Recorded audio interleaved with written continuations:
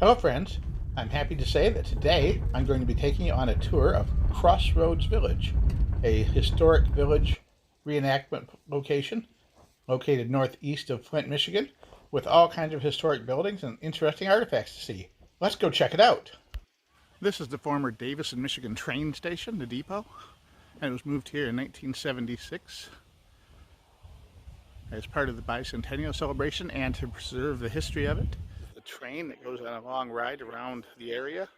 They have a water tank down at the end and a caboose on display right there, as well as, I see, multiple passenger cars here.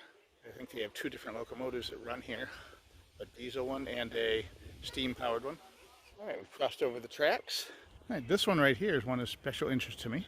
This one's the former hotel from the little town of Attica, Michigan, which is located between Lapeer and Emily City, and it's right on the main Grand Trunk Railroad line, or well, actually now it's called the Canadian National Line, the CN line.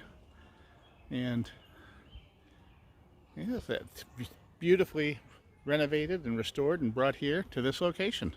This is the Horton Caldwell building, originally located in downtown Fenton. Very impressive job moving this huge brick structure from Fenton to here.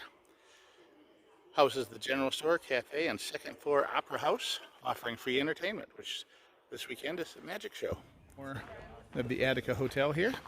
William and Betsy Williams and their 14 children built this home in 1871. Came here from New York. A direct descendant of Roger Williams of the Rhode Island colony, of the first settlers, some of the first settlers in the New World. Let's see, an Italianate-style building served the community and the railroad for many years, located on the main street of Attica on the corner of Main and Railroad Streets. The post office was on the first floor of the hotel and the ballroom on the second floor, a gathering place for community members. Relocated to Crossroads Village in 1981. Restoration finished in 1986. And let's see, this one's called the Print Shop. Man-wearing building, print shop, formerly located in Dryden, Michigan, built in the 1850s. This is a really old one. One of two mercantile buildings owned by Joseph Manwaring in Dryden. Many different uses over its lifetime. Located here in 1979. It sure is pretty low up there on the second floor. You wouldn't have much headroom in an apartment up there. Here's some, hello.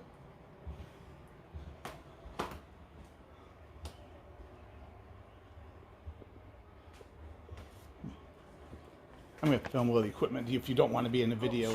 It's up to you, though. Yeah, no, go ahead.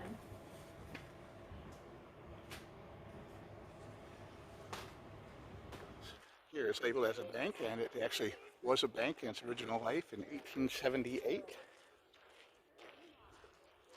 With the upstairs offices, the access from the side, like many old buildings were back in the day. This would be a typical bank you would have walked into at the turn of the 20th century.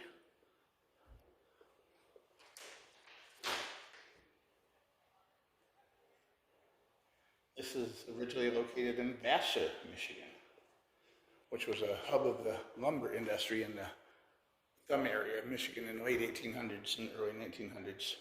A giant vault with very nice decorative paintings on it. Forgot about the selfie stick, right? Look at that. Nicely painted, very cool.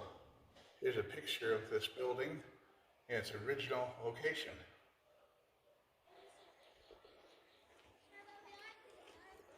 An example of a turn-of-the-century clothing store, dry goods and merchandise. Oh, how are you?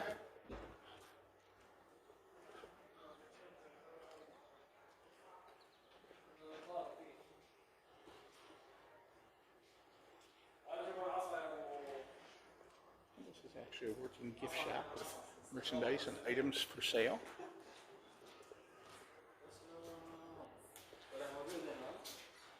Along with displays of genuine antique goods.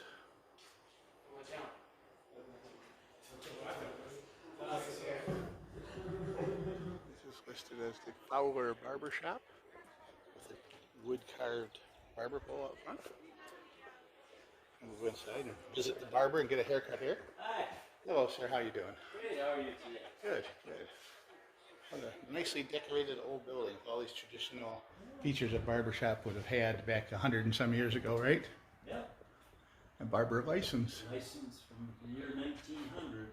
That picture is probably from about the same time, the Yeah. 1900s. That's things right there. Things looks like it'd have to come with It's right there. some kind of a license. Yeah. So this building was moved here from This building came from Fowler. Fowler. Okay, just why is the name out front? Okay. Is that the same as Fowlerville or no? Okay. They're about 30 miles apart, I think. You get over here. I meant to look. But that's from the Oxford Barbershop. That is. And that's where this is from too. Correct. This is 1870. About the only trick it did was recline. Okay. Where? Oh, Good for shaving people, right? Yeah. Was or there. patented. It still reclines, but then it lifts on a ratcheting device. Ah, I see. Edwin Coken patented that. In fact, that's the name you'll see on the footrest of almost any chair you sit in today. Coken. 15 years after that, Coken patented the hydraulic lift here. Ah. And Oh yeah. he was enough That's what showing most of that us he people had my more age sort grew of up with. pump. And that's pretty much the same thing you sit in today. Yeah, and you got the strap on the side for a straight razor. Okay. Now we're arriving at the Clayton Township Hall from 1878. Runner Road in Clayton Township. Moved here in 1976. Originally called Miller's Settlement. Every township had a hall. Sometimes they double as a school too. Let's pop in real quick and see what they're doing in here. Ah, looks like they have like arts and crafts type events in here. Yeah, pretty nice. Just an open space for people to use and enjoy. Basket weaving. All right. We're gonna head across the street to the Mason Inn and say hello to the mayor. Hey, horse-drawn carriage. Ah, look how little the door is to get in. Oh my goodness. Let's open that up and see. Wow. Very low benches. Plenty of headroom, but your knees would be touching your chest almost. If you're a tall person, that looks very uncomfortable. There you go. Mason Inn from 1850.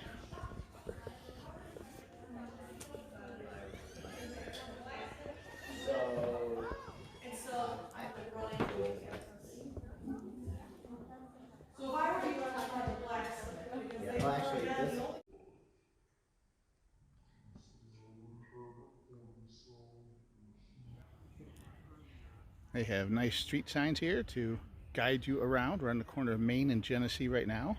The Grist Mill and some other buildings are down this way. On this side we have the gazebo in the town square.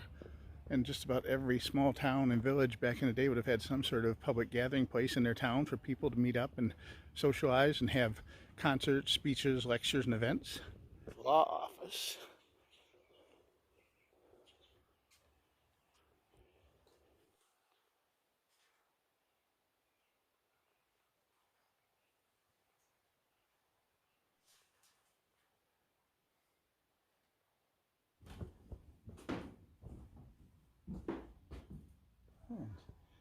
There's the kitchen the ladies were mentioning just a second ago.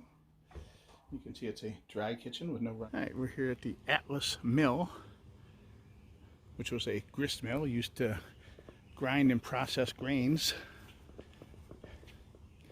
And these were always located near rivers, ponds, or some sort of flowing water in order to power the giant wheel that moved the grinding stones. And what a lot of times they would do is they would dam up or obstruct a river or drain a lake, and they built this wooden structure here which was called a race, a water race, and that would divert some of the water flow to power the big wheel. 1835. Wow, that's an old one. That's the grinding stone in there, like this right here would be. Okay.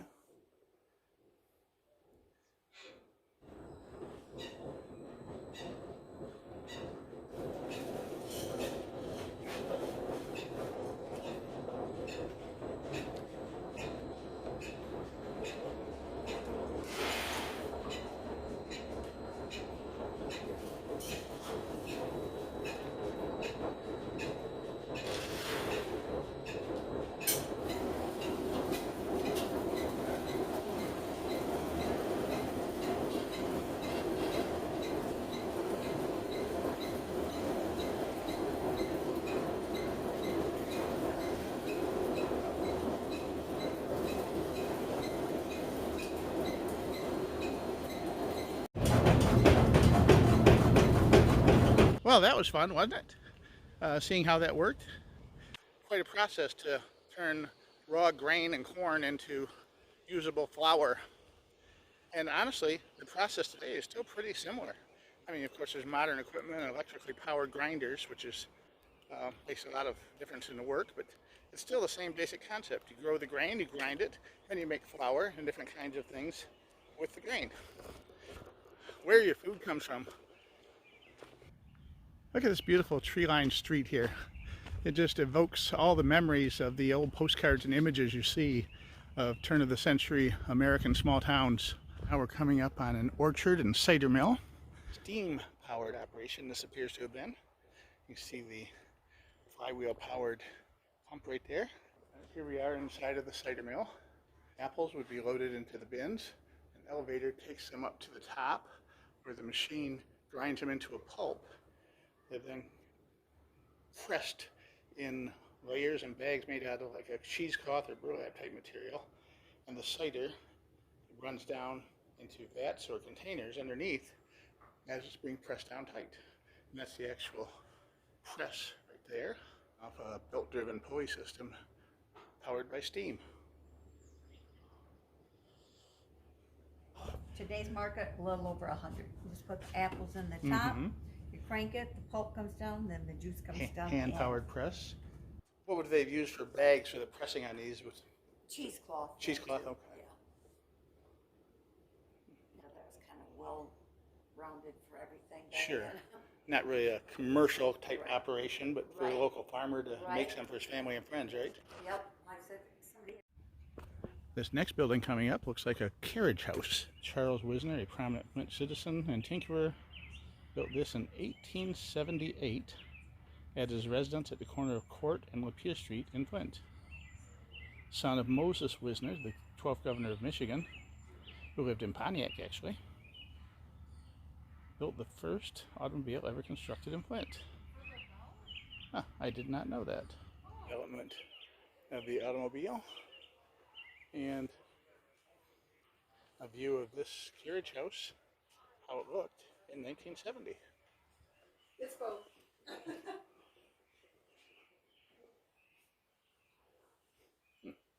No. A sleigh hearse. Oh. And a penny farthing bicycle. These are pretty cool. I've never been up close like to one like this before. Looks like a death trap to me. I can't imagine riding this thing.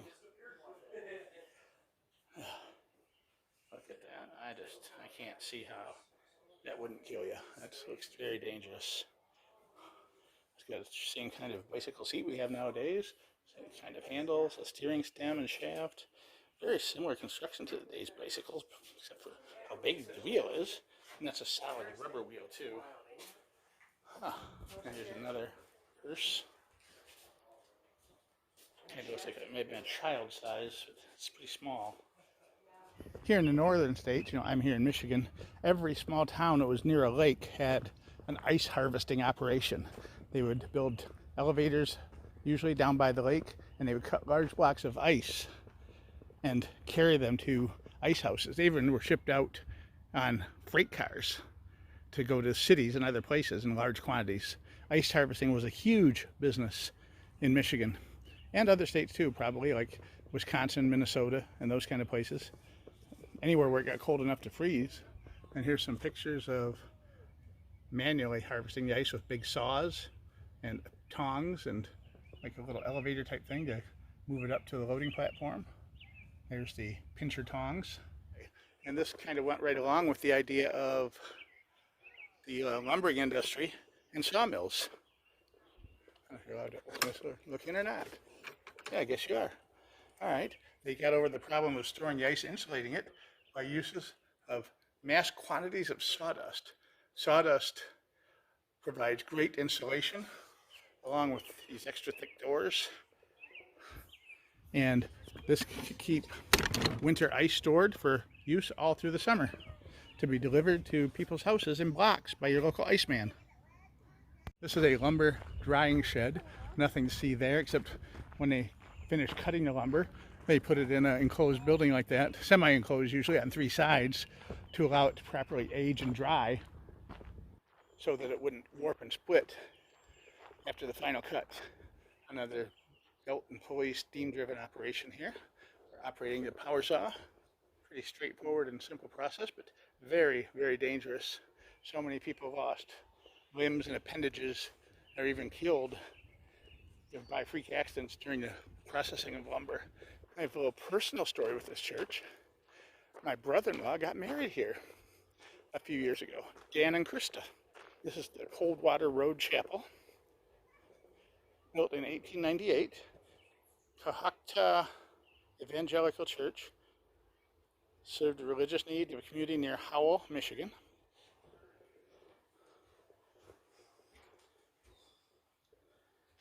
They removed this rail when they're having a wedding here. We've got twin potbelly stoves, a giant organ, a piano up front, another organ over on the side, seating for, I don't know, maybe 100 people. 1, 2, 3. Some beautiful stained glass windows in the back. Let's see if we can get a glimpse of those. Kind of can see it. There we go. That one you can see pretty well. Yeah. Oh, and on the sides too. There, that's a good view of that one there, isn't it? Yeah, a lovely little place. If you're looking for a unique wedding destination, I would recommend this. It's quite cozy and intimate and different. In the back corner of the park, there's a entertainment district at the corner of Park and Coldwater. And it has a carousel, a small Ferris wheel, Venetian swings, miniature trains, and pony cart rides.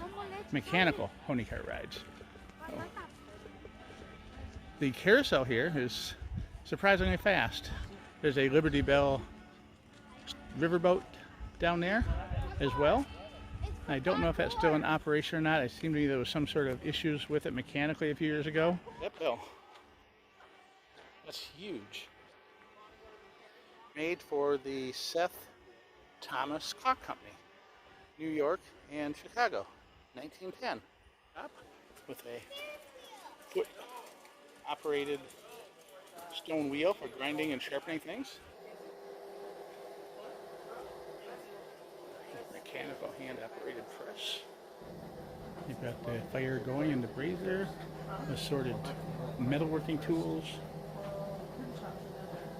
a vise for shaping, along with the anvil, hammers, and all kinds of different tools and equipment. They sell souvenir horseshoes here, hearts, and assorted items as souvenirs too. There's an old settlers type log cabin here. This is really old. The corners on these are square cut and fit. Sometimes they were done with like half moon shaped cut out arches instead of squares. There's different building techniques for log cabins.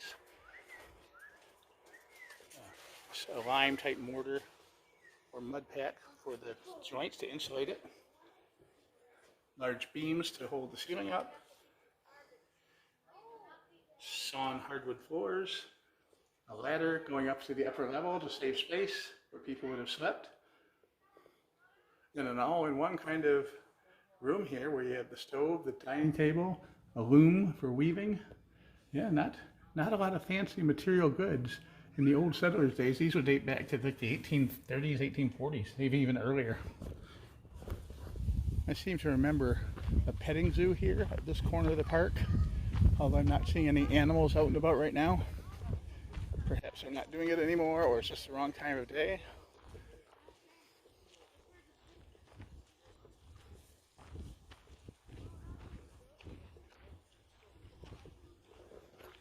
Giant traditional barn building. Large deluxe brick outhouse out back too. That's a really nice, solidly built schoolhouse. That's truly a deluxe schoolhouse. It would have been expensive, well made by a community that had some money. The Stanley School was a red brick schoolhouse built in 1883 on Bray Road, just a quarter mile from the entrance to this park. Operated from 1883 to 1963. Let's see. Moved here in 1975. Or district number, Genesee District number 4, Schoolhouse. Desks. A giant wood stove. Wall-to-wall blackboard. And yes, I'm old enough, we still had blackboards in our schools when I was going to school, even through high school. Clock, almost every school had a clock. And it's a very nice, well-preserved school for sure, and quality construction. Nicely made and a lot of detail and effort put into building a school. And a hand pump for water. Just about everyone in the rural area would have had a hand pump for water because that would be their only source of water in the pre-electric country days. Again, when I was growing up in northern Michigan and even into the early 1970s, I knew people who only had a hand pump for water. There's an example of a fine, large home that would have occupied either a town location or a rural location for farming back in the day. It's the kind of home you could have seen just about anywhere back in the late 1800s. There's a nice old homestead property. It has a beautiful garden on the side with a sundial to keep track of the time. A stately two-story home. Let's see the history behind this. Bazell House from East Court Street in Flint. John Bazell built this Greek Revival home in 1854. I moved here in 1968 during the construction of I-475. At the time, it was the oldest standing home in Flint, Michigan. All right, let's head up that way and catch those last couple buildings on the way out.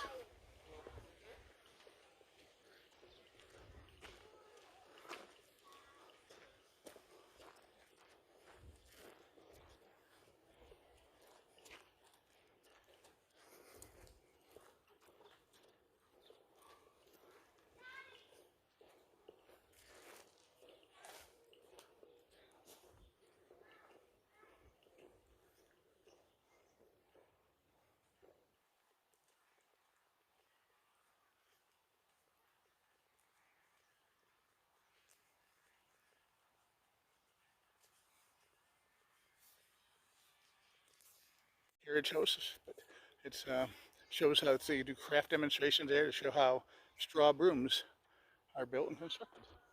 They're late 1800s farm home or village home. Look, a spinning wheel, and this is a nice sitting parlor, kind of luxurious. They got a 3D stereoscope viewing device, which was kind of like the high-tech entertainment for nice parlor folks back in the day.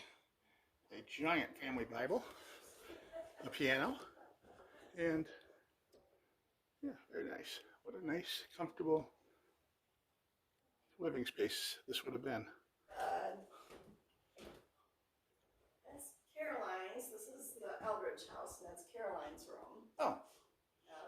Over here we're entering the railway district. There's a meeting hall that features a model train exhibit from Mid-Michigan Railroad Historical Society. We've got to hurry. That's not that late. It's 4:06. They close at 5. I do want to do a little shopping in the stores before I leave.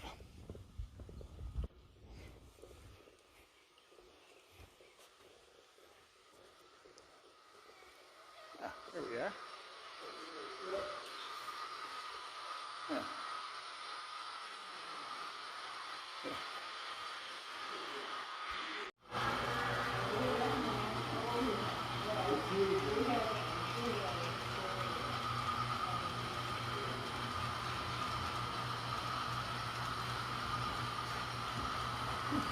And just as that one goes by.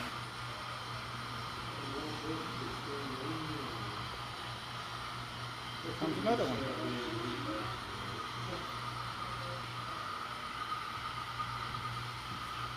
Got here Dr. J Barber MD. See what we got inside. Hope there aren't any torture devices in here.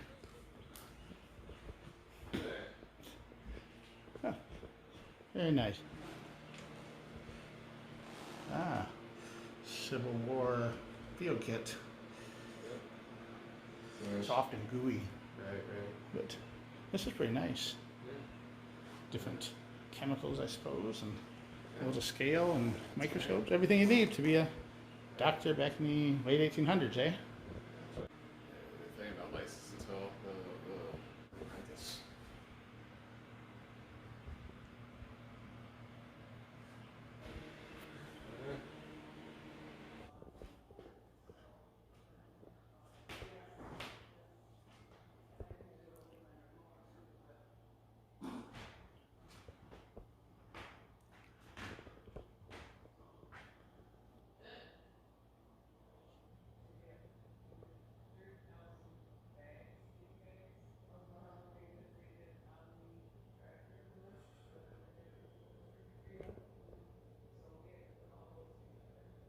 I'm very happy I came today so I could visit this and share it with you guys because it's a pretty cool place. And if you're anywhere in central Michigan, near Flint, Saginaw, Lapeer, northern suburbs, really anywhere, it's well worth a visit.